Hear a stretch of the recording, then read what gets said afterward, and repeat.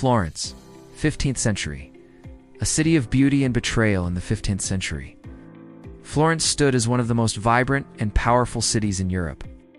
It was the cradle of the Renaissance, a hub where art, science, politics, and finance flourished like never before.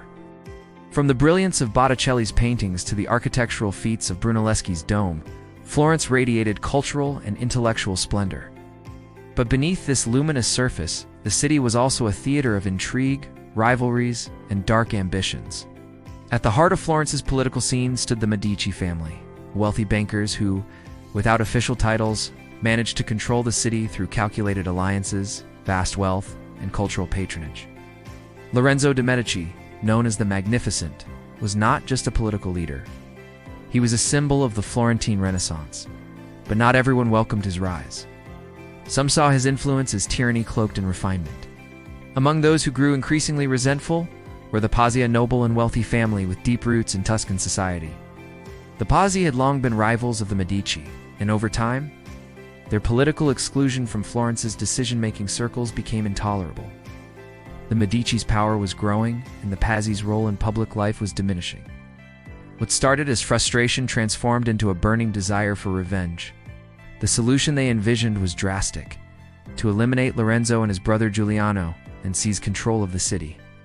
But how could such an audacious plan be executed in a city where the Medici had informants in every corner?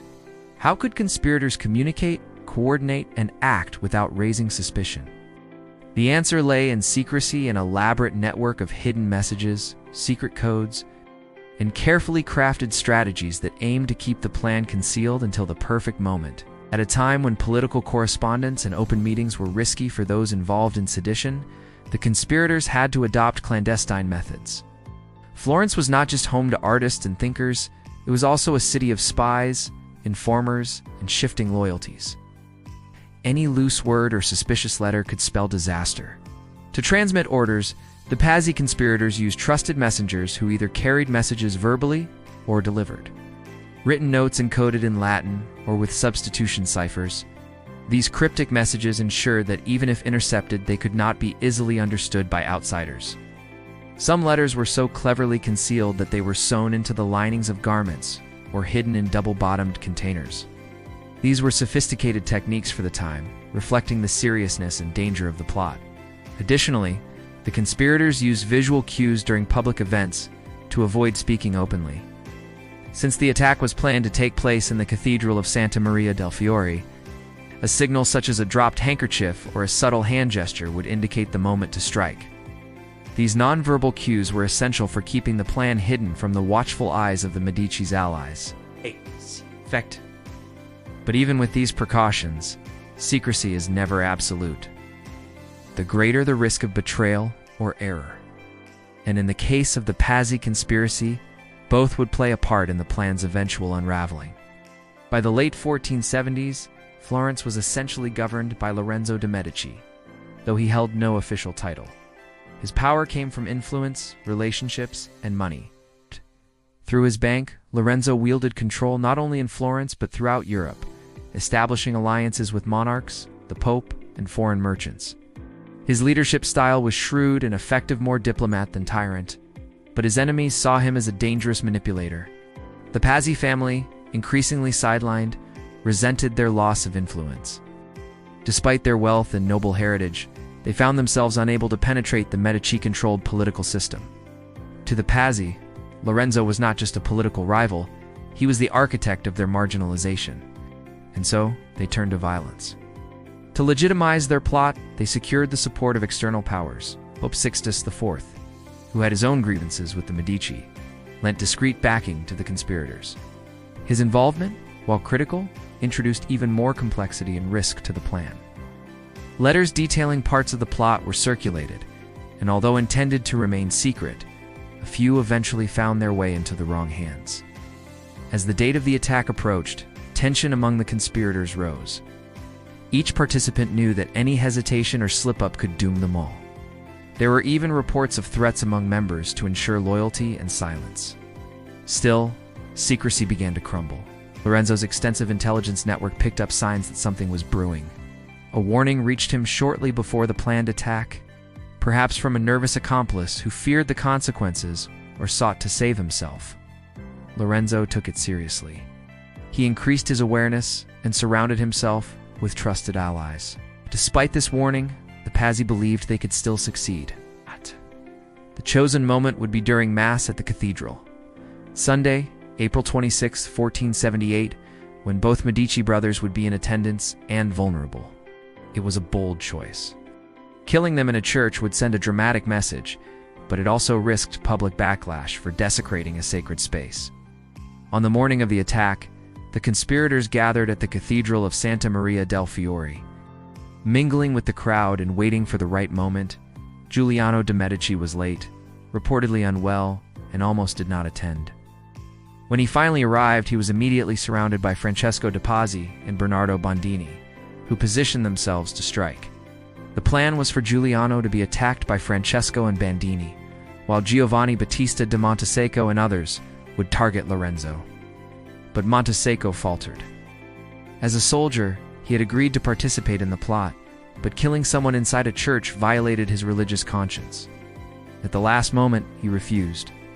In a rush, the conspirators brought in 2 clergymen to take Montesecco's place. These substitutes lacked the training and resolve needed for such a delicate task. When the moment came, the attack on Giuliano was swift and brutal. He was stabbed multiple times and died almost instantly. But the strike on Lorenzo did not go as planned. Though wounded, he drew his sword and defended himself with the help of his bodyguards. He escaped into the sacristy, where he barricaded himself and survived. Chaos erupted inside the cathedral. The crowd panicked, and the conspirators realized that their coup had failed. The assassination was incomplete, and instead of seizing control, they had incited the wrath of the city. The consequences were immediate and devastating for the conspirators. The people of Florence, far from supporting the Pazzi, rallied behind the Medici. Giuliano had been well-liked, and the violent attack in a church disgusted many. Public opinion turned decisively against the plotters. Francesco de' Pazzi was captured, bloodied and confused, and dragged through the streets by an angry mob. He was lynched in public in one of the most gruesome scenes Florence had ever witnessed. Bernardo Bandini managed to flee, but he was later captured in Constantinople and brought back to Florence for execution. Within hours, Lorenzo took control of the city's response. Archbishop Francesco Salviati, one of the key conspirators, had attempted to take the Palazzo Vecchio in the name of the conspirators. He too was captured and hanged from the windows of the palace along with his followers. It was a swift and brutal message. The Medici would show no mercy to traitors. Lorenzo's survival and rapid reaction turned what could have been a fatal blow into a political victory. He emerged stronger than before. He consolidated his control, solidified alliances, and positioned himself as an even more formidable figure on the Italian political stage. The failure of the Pazzi conspiracy became a turning point not only in the history of Florence, but also in the evolution of political coups and secret plots in Renaissance Europe. It revealed critical lessons for anyone attempting to overthrow a powerful regime. First, the conspirators underestimated the Medici's popularity. Though many opposed Lorenzo's power, the general public viewed the Medici as protectors of stability and prosperity. The attack on Giuliano was seen as an attack on the city itself. Without popular support, even the most well-organized coup was doomed to fail. Second, communication breakdowns and improvisation among the conspirators proved fatal. The last-minute substitution of Montesecco and the uncoordinated attack on Lorenzo highlighted the dangers of poor planning.